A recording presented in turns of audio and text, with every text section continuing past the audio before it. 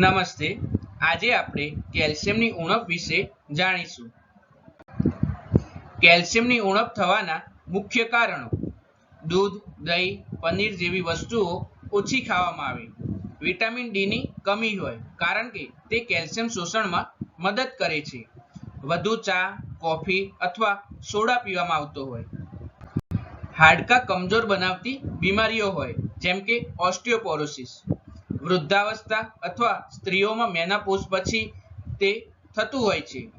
લાંબા સમય સુધી દવાઓ જેમ કે સ્ટીરોઇડ, એન્ટી એપિલેપ્ટિક લેવામાં આવે તો પણ કેલ્શિયમની ઉણપ થતી હોય છે.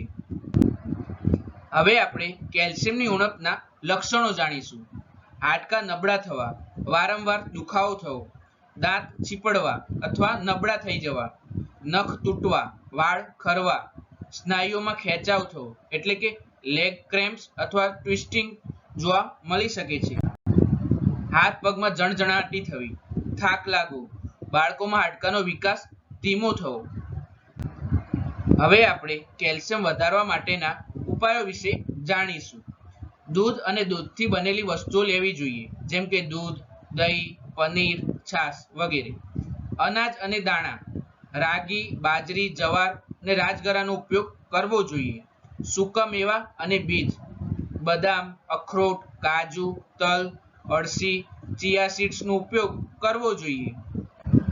લીલા શાકભાજી ખાવા જોઈએ જેમ કે પાલક, મેથી, સરગવાની સિંગ અને ચોળીનું સેવન કરવું જોઈએ.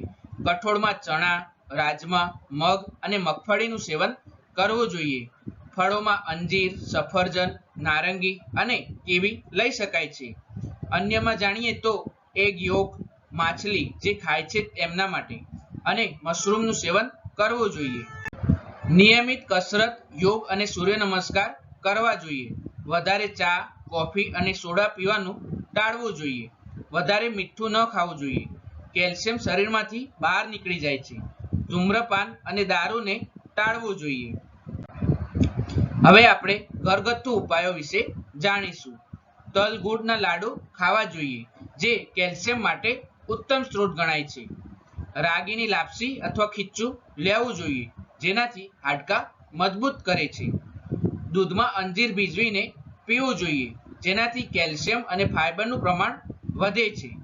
સરગવાની સિંગ અને પાનનું શાક કુદરતી રીતે કેલ્શિયમનો સારો એવો સ્ત્રોત ગણવામાં આવે છે. કેલ્શિયમ વધારવા માટેના આયુર્વેદિક ઉપાય: સફેદ તલ: તલમાં ભરપૂર કેલ્શિયમ હોય છે. રોજ થોડા તલ ખાવા કે તલના લાડુ, ચટણી કે તિલ ગુડમાં લેવાથી ફાયદો થતો હોય છે. માખણ અને ઘી: આયુર્વેદમાં ઘી હાડકાને મજબૂત બનાવવામાં વાપરવામાં આવે છે. દૂધ અને દૂધથી બનેલા પદાર્થો: દૂધ, દહીં, છાશ અને પનીર કેલ્શિયમનો સારો એવો સ્ત્રોત ગણવામાં આવે છે.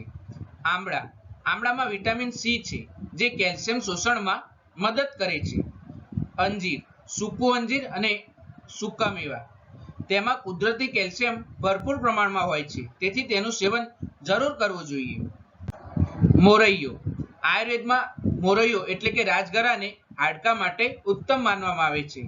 મખણા: કેલ્શિયમ અને પ્રોટીનથી ભરપૂર હોય છે. સૂંઠ, હળદર અને અશ્વગંધા જે હાડકાને મજબૂત કરવામાં મદદ કરે છે. રાત્રે 1 ગ્લાસ ગરમ દૂધમાં તલનું પાવડર અથવા બદામનો પાવડર ઉમેરીને પીવું જોઈએ જેનાથી શરીરમાં કેલ્શિયમનું પ્રમાણ વધે છે. અથવા દૂધમાં અશ્વગંધા ચૂર્ણ અથવા શતાવરી ચૂર્ણ મિક્સ કરીને પી શકાય છે. અથવા દૂધ સાથે પ્રવાળ પિષ્ટી લેવું પણ શ્રેષ્ઠ ગણવામાં આવે છે. દરેક વસ્તુનો ઉપયોગ કરતા પહેલા આયુર્વેદિક ડોક્ટરની સલાહ લેવી ખૂબ જ જરૂરી છે.